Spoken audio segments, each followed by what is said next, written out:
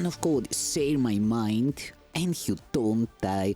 This is the season 3, the episode 565 in the series How to Manifest Immortality.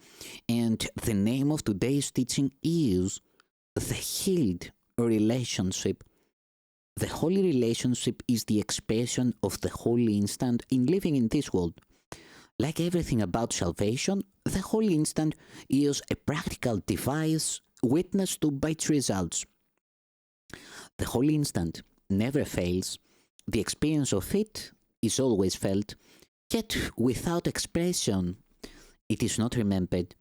The holy relationship is a constant reminder of the experience in which the relationship became what it is. And as the unholy relationship is a continuing hymn of hate in praise of its maker, so is the holy relationship a happy song of praise to the Redeemer of relationships. The holy relationship, a major step towards the perception of the real world, is learned. It is the old unholy relationship transformed and seen anew. The holy relationship is a phenomenal teaching accomplishment in all its aspects. As it begins, develops, and becomes accomplished, it represents the reversal of the unholy relationship. Be confronted on this, be comforted in this. The only difficult phase is the beginning. For here, the goal of the relationship is abruptly shifted to the exact opposite of what it was. This is the first result of offering the relationship to the Holy Spirit to use for His purposes. This invitation is accepted immediately, and the Holy Spirit wastes no time in introducing the practical results of asking Him to enter. At once, His goal replaces yours. This is accomplished very rapidly, but it makes the relationship seem disturbed, disinjunctive, and even quite distressing. The reason is quite clear. For the relationship as it is out of line with its own goal and clearly unsuited to the purpose that has been accepted for it. In its unholy condition, your goal was all that seemed to give it meaning. Now, it seems to make no sense.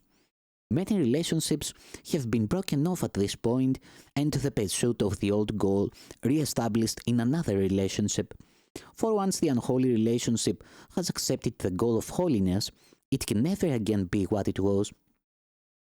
The temptation of the ego becomes extremely intense with this shift in goals, for the relationship has not yet been changed sufficiently to make its former goal completely without attraction, and its structure is threatened by the recognition of its inappropriateness for meeting its new purpose. The conflict between the goal and the structure of the relationship is so apparent that they cannot coexist. Yet, now the goal will not be changed. Set firmly in the unholy relationship, there is no cause except to change the relationship to fit the goal.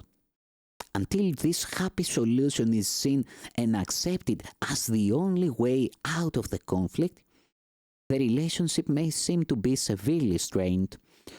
It would not be kinder to shift the goal more slowly, for the contrast would be obscured, and the ego given time to reinterpret each slow step according to its liking. Only a radical shift in purpose could induce a complete change of mind about what the whole relationship is for. As this change develops and is finally accomplished, it grows increasingly beneficent and joyous, but at the beginning, the situation is experienced as very precarious. A relationship undertaken by two individuals for their unholy purposes suddenly has holiness as its goal, As these two contemplate their relationship from the point of view of this new purpose, they are inevitably appalled. Their perception of the relationship may even become quite disorganized. And yet, the former organization of their perception no longer serves the purpose they have agreed to meet. This is the time for faith. You let this goal be set for you. That was an act of faith. Do not abandon faith now that the rewards of faith are being introduced. If you believed the Holy Spirit was there to accept the relationship, why would you now still believe that He is there? Why would you now not still believe that He is there to purify what He has taken under His guidance? Have faith in your brother in what but seems to be a trying time. The goal is set, and your relationship has sanity as its purpose. For now you find yourself in an insane relationship recognized as such in the light of its goal. Now the ego cancels thus. Substitute for this another relationship to which your former goal was quite appropriate. You can escape from your distress only by getting rid of your brother. You need not part entirely if you choose not to do so, but you must exclude major areas of fantasies from each other to save your sanity. Hear not this now. Have faith in Him who answered you. He heard. Has He not been very explicit in His answer? You are not now wholly insane. Can you deny that He has given you a most explicit statement? Now He asks for faith a little longer, even in bewilderment. For this will come, and you will see the justification for your faith emerge to bring you shining conviction. Abandon Him not now, nor one another. This relationship has been reborn as holy. Accept with gladness what you do not understand, and let it be explained to you as you perceive its purpose work in it to make it holy. You will find many opportunities to blame your brother for the failure of your relationship, for it will seem at times to have no purpose. A sense of aimlessness will come to haunt you and to remind you of all the ways you once sought for satisfaction and thought you found it. Forget not now the misery you really found, and do not breathe life into your failing ego. For your relationship has not been disrupted, it has been saved. You are very new in the ways of salvation and think you have lost your way. Your way is lost, but think not this is lost. In your newness, remember that you have started again together, and take each other's hand to walk together along a road far more familiar than you now believe. Is it not certain that you will remember a goal unchanged throughout eternity? For you have chosen but the goal of God from which your true intent was never absent. Throughout the sonship is the song of freedom heard in joyous echo of your choice. You have joined with many in the holy instant, and they have joined with you. Think not your choice will leave you comfortless, for God Himself has blessed your holy relationship. Join in His blessing, and withhold not yours upon it. For all it needs now is your blessing, that you may see that in it rests salvation. Condemn salvation not, for it has come to you, and welcome it together, for it has come to join you together in a relationship in which all the sonship is together blessed. You undertook together to invite the Holy Spirit into your relationship.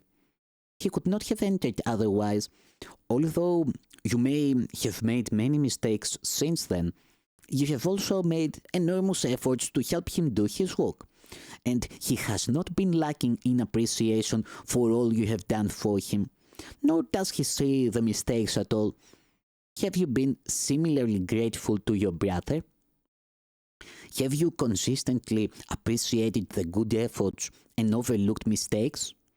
Or has your appreciation flickered and grown dim in what seemed to be the light of the mistakes?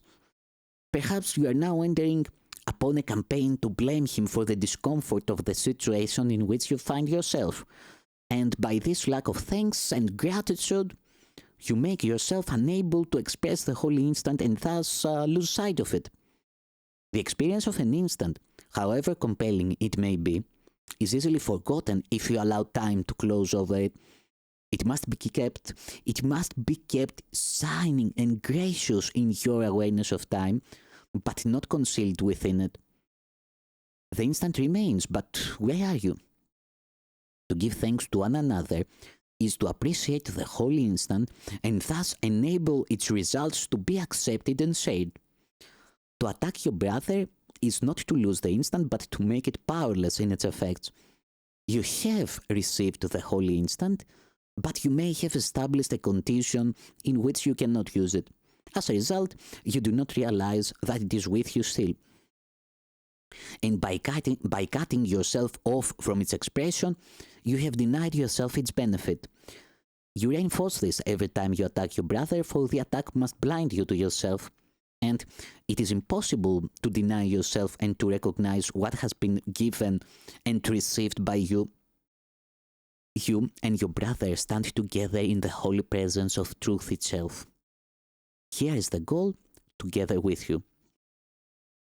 Think you not the goal itself will gladly arrange the means for its accomplishment? It is just this same discrepancy between the purpose that has been accepted and the means as they stand now, which seem to make you suffer, but which makes heaven glad. If heaven were outside you, you could not share in its gladness. Yet because it is within, the gladness too is yours. You are joined in purpose, but remain still separate and divided on the means. Yet the goal is fixed, firm and unalterable, and the means will surely fall in place because the goal is sure. And you will share the gladness of the sonship that this is so. As you begin to recognize and accept the gifts you have so freely given to your brother, you will also accept the effects of the holy instant and use them to correct all your mistakes and free you from their results. And learning this, you will also have learned how to release all the sonship and offer it in gladness and thanksgiving to Him who gave you your release and who would extend it through you.